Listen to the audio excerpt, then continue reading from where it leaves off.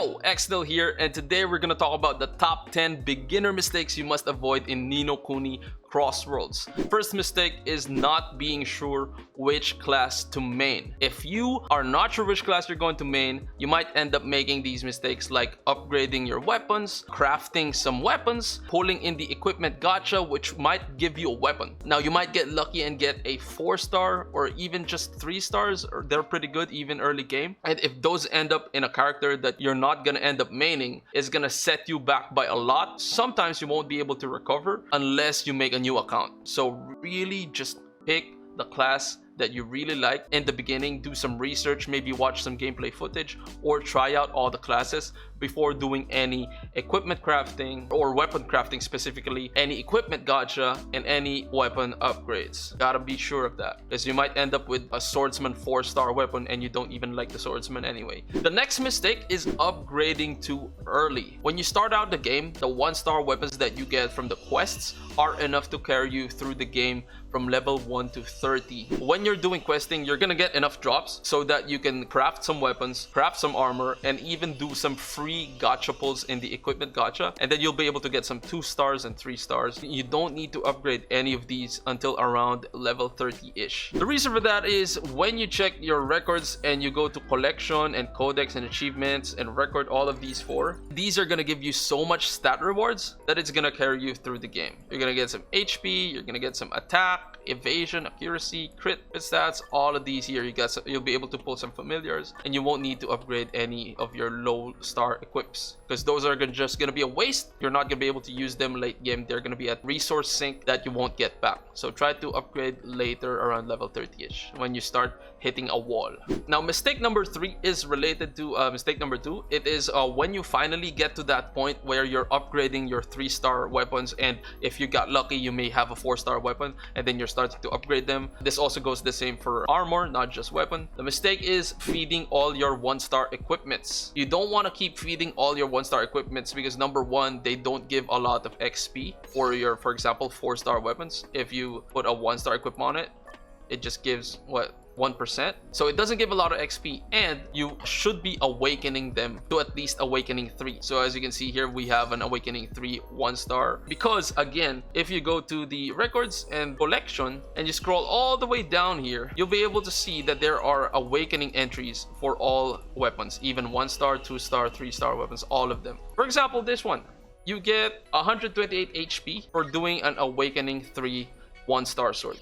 The same goes for a 2-star sword. You get 155 HP. So it can be worth it to save those 1-star weapons instead of feeding them into the higher star weapons for leveling up. It can be worth it to get at least awakening 3. And even on awakening 7, you get even more stats. You get 257 HP for getting the 1-star green sword to awakening 7. Although it will be harder to achieve this, but 3 awakening is definitely achievable, and I think you should do it. Also, when you are awakening your gear or familiars, make sure you are maximizing the success rate. So for this one, if you only use one, you get 33% success rate. So make sure you're doing all that is needed so you get a guaranteed success of 100%, so you don't waste the gold and you don't waste the gear itself, because the gear, you can run out of gear later on when you start having resource issues with regards to crafting and pulling in the gacha.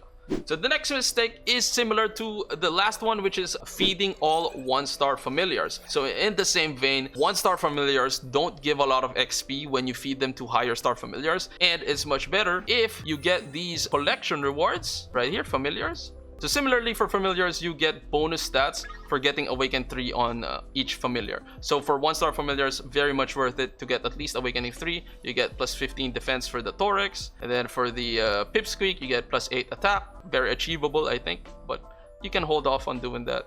You get plus 17 attack. So yeah, the 1-star familiars, don't feed them all and do the awakening. The next mistake is using XP potions too early. So you'll get a lot of these green potions, the energy drink, from questing and from some events, from maintenance rewards. So these give a lot of XP and prizes at 700% more XP. You don't want to use these too early, especially below level 40. You want to use this at around level 40-ish where you'll get stuck and the grind becomes so much slower. That's when you really want to use these. It is just so much more value at level 40 plus than at level 20 or 30. And also, you don't get a lot of these, so try to save it. The next mistake is doing Swift Solutions first or very early in the day, because Swift Solutions XP rewards scale to your level. If you're level 13, you get more XP than if you do this at level 10. So what does that mean? If, for example, you log in and play today, you want to do everything else first before you do your Swift Solutions, because you might end up at a higher level today and get more XP, get more value out of the Swift Solutions than if you did it first in the day. So just very simple concept, but very much worth it if you do it every day. You wanna deprioritize the Swift Solutions and get it when you're at the highest possible level that you can get in that day. Mistake number 7 is ignoring the kingdom system, because there are so many benefits to joining a kingdom. If you do not join a kingdom and just play this game solo, you will be lagging far behind, because number 1, there is this shop, this daily shop, where you get to buy freaking XP, dude. This Irie here, you get to buy XP daily, right? And you also get to buy familiar jellies, which are very hard to come by. There's not a lot of sources for jellies in this game, so you want to buy all of these for every day. Another benefit is the Kingdom Defense rewards. You can get these enhancements and upgrade materials, get these magic pages, lots of rewards you can get from the enhancements. So yeah, you gotta join a kingdom, even if it's a kingdom that are full of solo players. Maybe you can find one like that if you're a solo player, but you gotta join a kingdom. And if you're looking for a kingdom, you can join our Discord, discord.gg/xfam. We're looking for active members, people who enjoy playing with the community. Check the description for the Discord link. The 8th mistake is ignoring your alts. Once you get to about level 30, it would be a good time to try and level up an alt, because when you get an alt to level 20, you get plus 25 inventory expansion, and you also get some more territe. If you level up all your alts, that's gonna be about 100 more inventory XP. Also, if you have a main character that is 10 levels higher than any of your alts, the alts get bonus XP when you're leveling them. So you would ideally want your main to be level 30, so that way when you're leveling from 1 to 20, all the way you get an XP bonus. The next mistake is ignoring the Vistas and chest collection rewards. Now, a lot of people focus on the soul stones is because these things can be done automatically, while the Vistas and chests have to be done manually. You have to control the character and walk around. So that's why a lot of people put off doing these. However, the case for this is that soul stones take a really long time to get the rewards, the stats, the CP bonuses from these soul stones. It takes a long time. But the Vistas in the first 3 areas and chests the first 3 areas will take you less than half an hour, and you get a lot of CP and a lot of Swift Solutions and potions, the green potions that give you a 700% XP buff.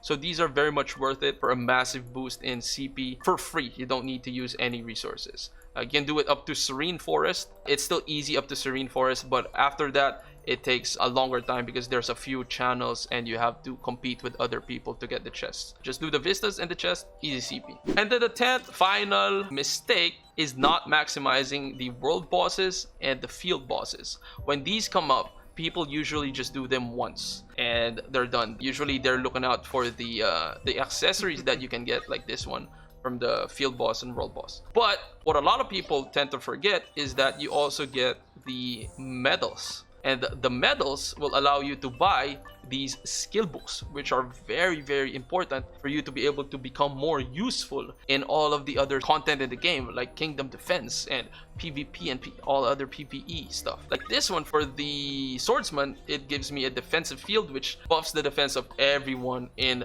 the party or everyone on the AoE. You can only get these domination medals from field bosses and world bosses, so your goal is to get at least maybe 10 runs every time Vulcan is up, and you get lots of domination medals. So maximize world bosses and field bosses. Speaking of, I'm gonna hop into a world boss. So if you guys enjoyed this content, make sure you turn on notifications and join our Discord, discord.gg/xfam. You can join our community of Ni no Kuni players and lovers, and if you want to join a guild, join our Discord. All right, see you around.